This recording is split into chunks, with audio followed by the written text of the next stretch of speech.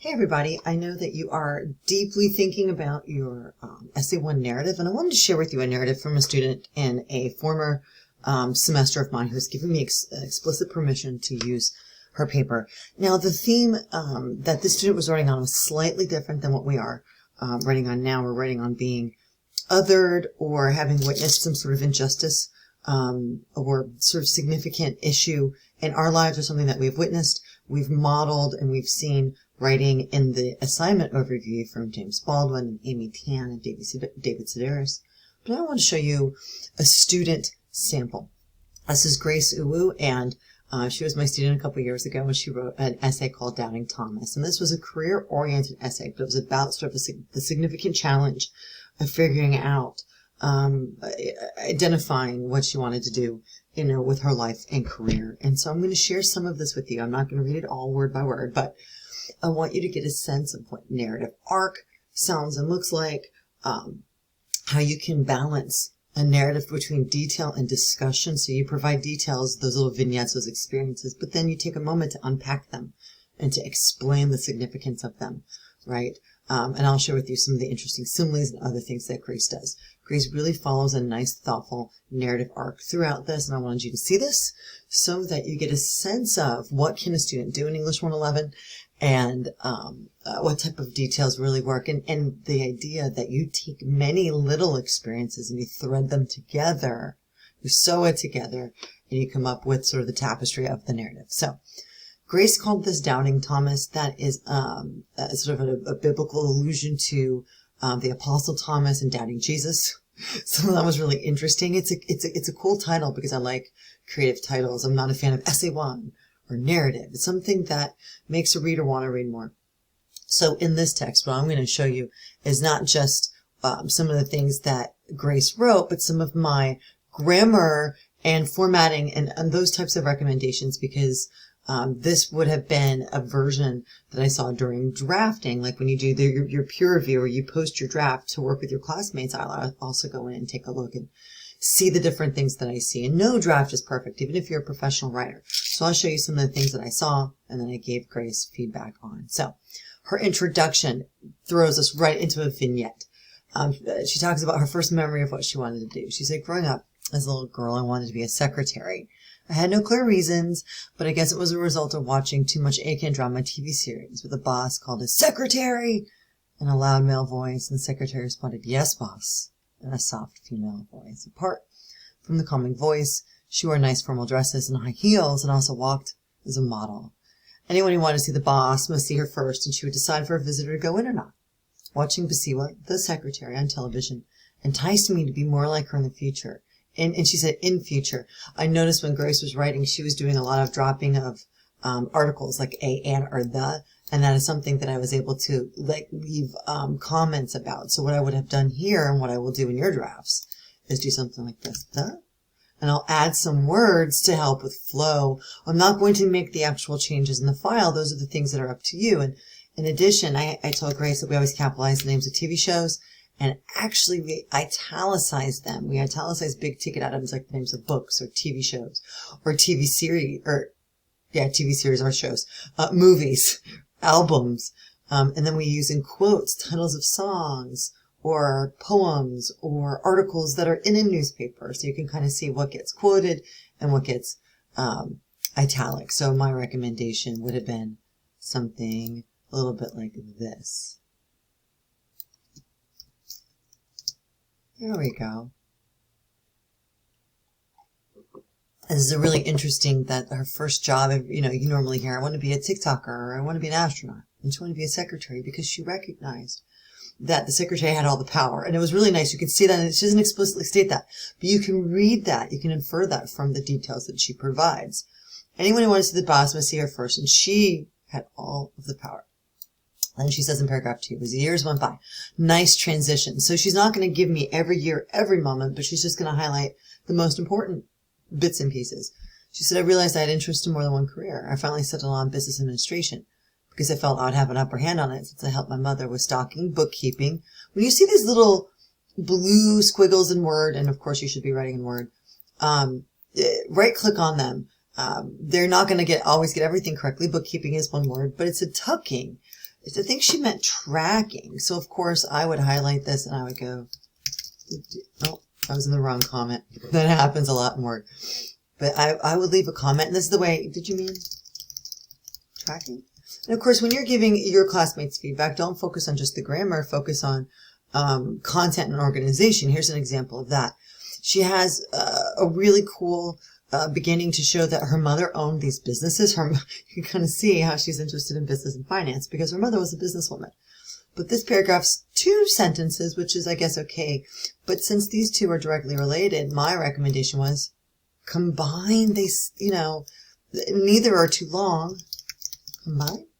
So you can combine those paragraphs for just a little bit of a nice chunkier paragraph section. Yes, you can have a paragraph that's a sentence or 2, but of course, you may want to go a little bit further.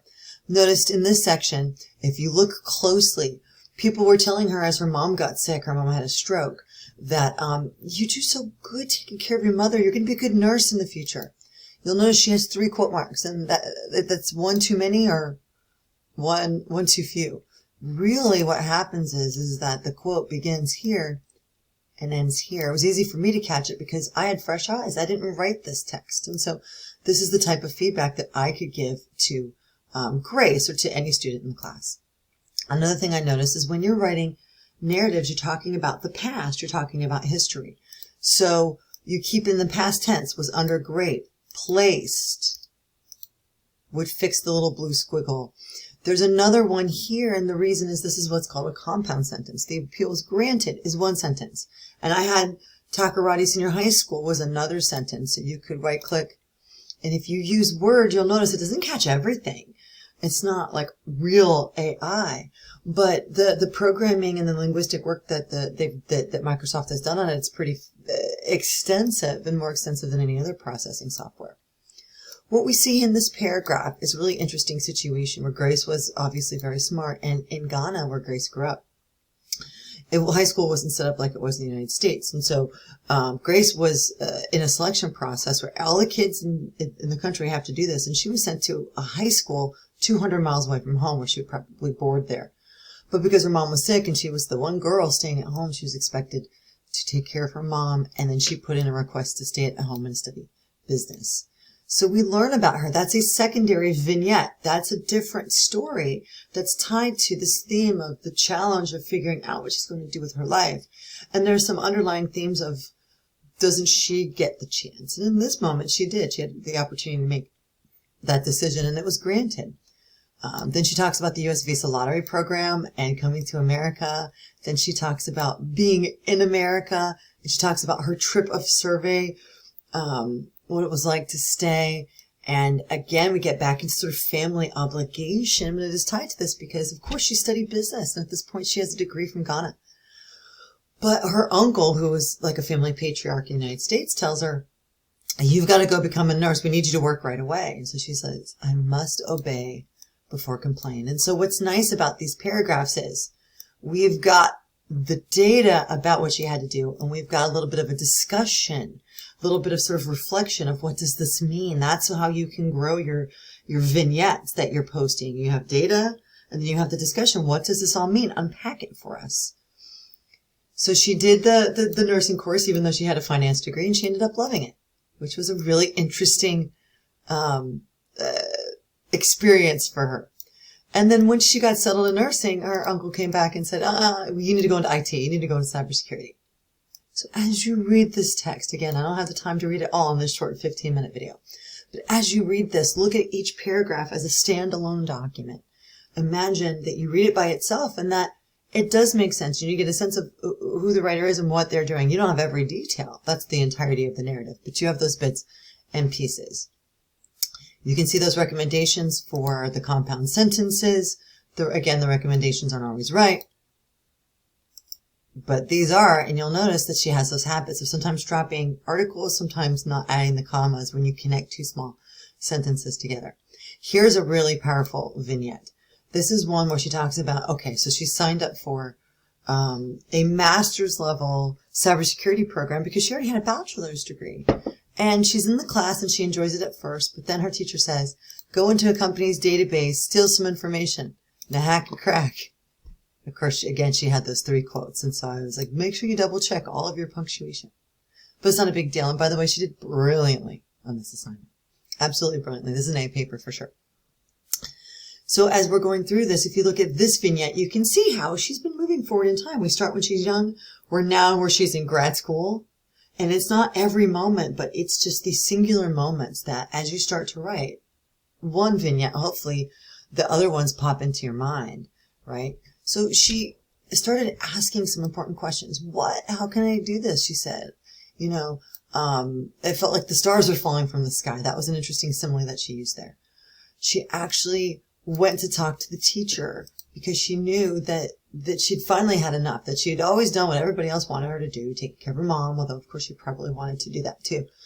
She moved to the States. She became a nurse or nursing assistant, and then wanted to be a full-on nurse with a BSN degree, and that wasn't approved. In the cybersecurity, she was feeling overwhelmed. She asked these questions: why can't I choose?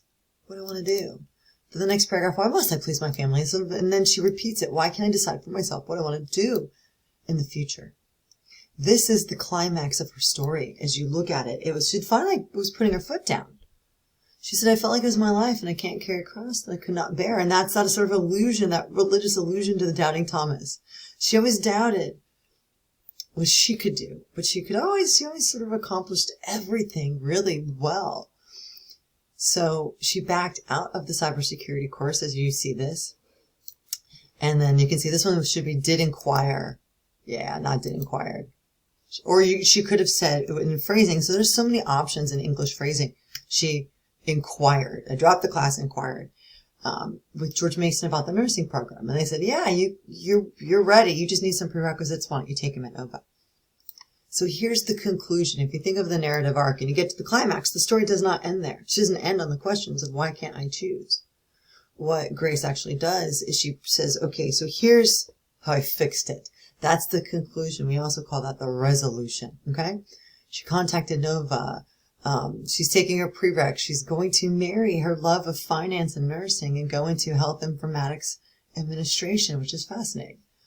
I also told her, I said, why not combine these last 2 paragraphs? It does seem like it's all one conclusion paragraph. So this is the way that I left feedback and bubble comments. And to leave a bubble comment, all you have to do is sort of highlight whatever area of the text you want to give a comment to.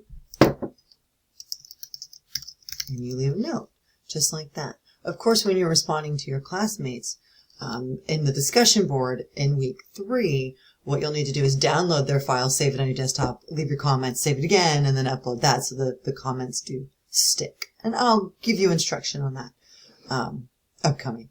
Okay.